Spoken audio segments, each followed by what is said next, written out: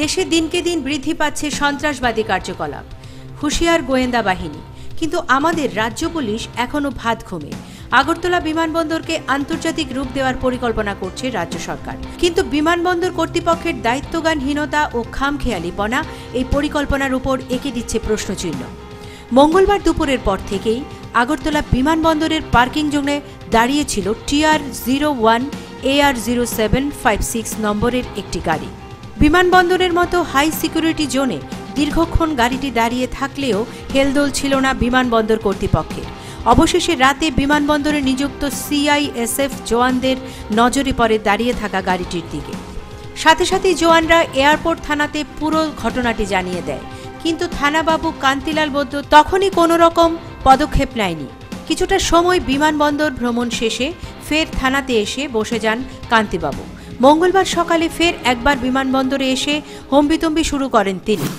গতকালকে রাত্রেবেলায় CISF আমাকে টেলিফোন করে যে এখানে একটা আনঅথরাইজ পার্কিং, কোনো লোকজন নেই।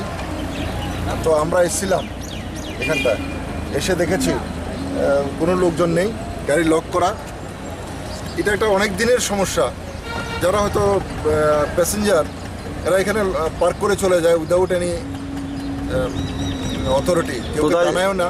আচ্ছা, হ্যাঁ, অনেক সময় আমাদেরকে টেলিফোন করে, আমরাও খোঁজখবর নিয়ে দেখি, দেখা গেল এই লোকগুলি হয়তো বাইরে চলে গেছে গাড়ি এখানে পার্কিং করে। তখন আমরা কি করি, এই তো লক করে রেখেছি আমরা, যদি আসে, যখন ওনার আসবে আমরা ওই আইনত যতটুকু যে আছে এটা আমরা করব।